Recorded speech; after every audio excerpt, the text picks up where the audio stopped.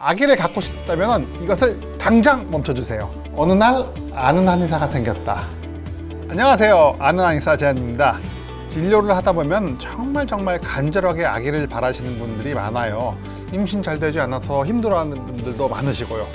이런 커플들을 위해서 이제 평소에 눈치채지는 못했지만 은근히 임신을 방해하는 생활 습관들을 좀 모아봤어요.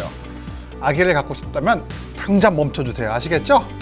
그래서 여러 가지 되게 많긴 하지만 그래도 머리에 쏙쏙 들어오는 5가지만 한번 뽑아봤어요. 이것만은 정말 피해봅시다. 첫 번째가 흡연이에요. 예, 담배는 니코틴이라는 성분이 들어있는데요. 다 들어봤을 거예요. 이게 기본적으로 말초혈관을 수축시키고 손상을 유발시키는 물질로 잘 알려져 있어요. 특히 이제 최근에 있는 대부분의 연구 결과에서는 담배가 출산 시에 어떤 영향을 미치는지 봤는데 제일 중요한 역할이 정상 체중을 감소시켜요. 태아의 정상 체중 감소시키고 이거는 피우는 양에 비례합니다. 더군다나 특히 머리 쪽과 가슴 둘레의 감소가 아주 특이할 정도로 높고요. 몸에 지방질도 약간 좀 적게 되는 경향이 있어요. 이런 체중적 영향을 제외하고도 더욱더 중요한 거는 신경계인데요. CNS라 그러죠. 중추신경계에 직접적 영향을 끼치는 걸로 돼 있어요. 그래서 ADHD든지 과잉행동장애 또는 너무 처져 있다든지 또는 너무 활발하다든지 이런 두 가지 극단으로 갈 수 있는 비율이 대단히 높다라고 나와 있어요. 여러분 흔히 말하는 우울증 약 있죠. 수면제 이런 것들 다 중추신경계에 직접적으로 들어가는 약이거든요. 이런 거를 태아에 쓰는 부모 있겠어요? 없단 말이에요. 근데 담배 같은 것들은 그 태아의 CNS에 직접적인 영향을 미치는 거예요. 절대 금연하실 것을 권유드리고요.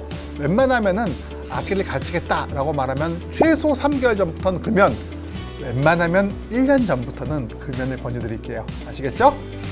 두 번째는 바로 과음이에요. 여러분 과음이 몸에 안 좋다는 거는 익히 그럼 정상적인 몸에도 안 좋은데 임신하면 얼마나 안 좋을까 쉽게 생각할 수 있죠. 맞습니다. 음주량이 많을수록 임신 가능성에 악영향을 미치는 것은 뚜렷하게 나와요.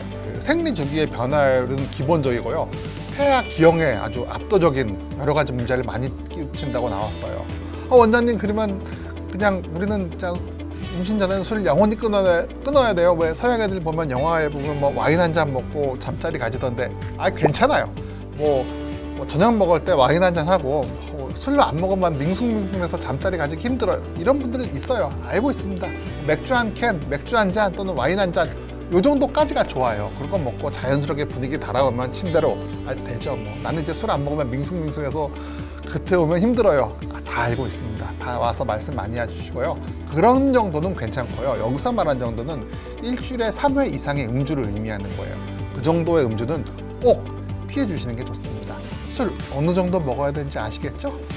세 번째는 인스턴트 음식, 특히 배달 음식 너무 많이 시켜 드시지 마세요. 아시겠죠? 배달 음식이 좋죠. 맛있고 그리고 편하고 대부분 뜨거운 음식 많이 드시죠? 이 뜨거운 음식이 플라스틱 용기에 담아서 와요. 이제 플라스틱 용기에 뜨거운 음식이 담겨져 나오면은 거기 환경 호르몬이 있는데 이 환경 호르몬이 대부분 유사 에스트로겐이고 인체 내 호르몬 밸런스를 저하시켜요. 여성들의 경우에 에스트로겐 성분이 너무 많으면은 생리 주기가 흩어지는 경우가 많고요. 남성 경우는 여성 호르몬이 많이 들어봐야 노에 좋을 게 아무도 없죠. 정자에 좀 나쁘게 작용해요. 그 정자를 생산하는 능력이나 양이나 또 운동성들을 좀 저하된다고 알려져 있으니까요. 좀 배달 음식 좀 적게 드시는 게 좋고요. 특히 배달 음식 지나치게 많이 먹지 마세요. 아시겠죠? 네 번째는 지나친 다이어트예요. 물론 너무 뚱뚱한 것보다는 다이어트가 좀 나을 수도 있겠지만 비만과 반대로 지나친 다이어트도 임신에 좋진 않아요. 원장님 기준 같은 게 있다면 알려주세요. 이게 여성의 경우 BMI라고 이 수치가 있죠. 여러분 맨날 인바디 같은 거 재보면 나오는 그 수치요. 그게 18 미만으로 떨어지면은 생리불순이 보통 발생하는 경우가 되게 많아요. 월경이 제대로 일어나지도 않는데 임신 자체가 잘 될 리가 없겠죠. 물론 심한 과체중도 좋지 않지만 미용의 목적으로 지나치게 체중 감량하는 게 바람직하지 않아요. 원장님 그러면 체중 감량은 어느 정도가 좋아요? 라고 말씀하신다면은 제 기준으로는 6개월에 체중의 10% 정도 감량하시면 큰 무리 없이 할 수 있어요. 이게 제일 좋고요.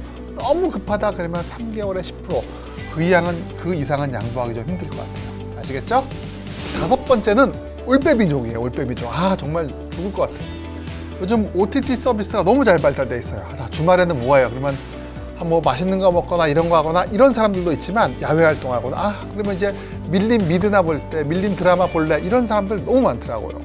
부부가 같이 취미생활하면서 늦게까지 보고 잠자리 안 하고 그냥 잠만 자 부부가 이러면 별로 좋지가 않습니다. 여러 가지 여성 호르몬을 활성화시키는데 정말로 많은 도움이 됩니다. 멜라토닌 잘 나오게 하는 방법 정말 간단한 거 아시죠? 일찍 자는 거예요. 웬만하면 11시 전으로 늦어도 12시 전에는 주무시고 미드 보셔도 되죠. 낮에 보세요. 낮에. 아시겠죠?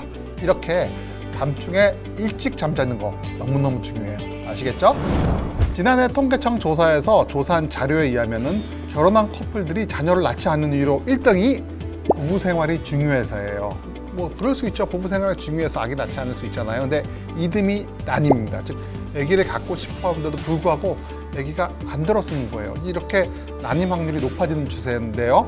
자, 앞에서 말한 5가지 기본적인 생활 습관 잘 지키시면 임신 확률 대단히 많이 높아져요. 꼭 잘 성공하셔서 아기와 함께 훌륭한 가정을 이루도록 기도합니다.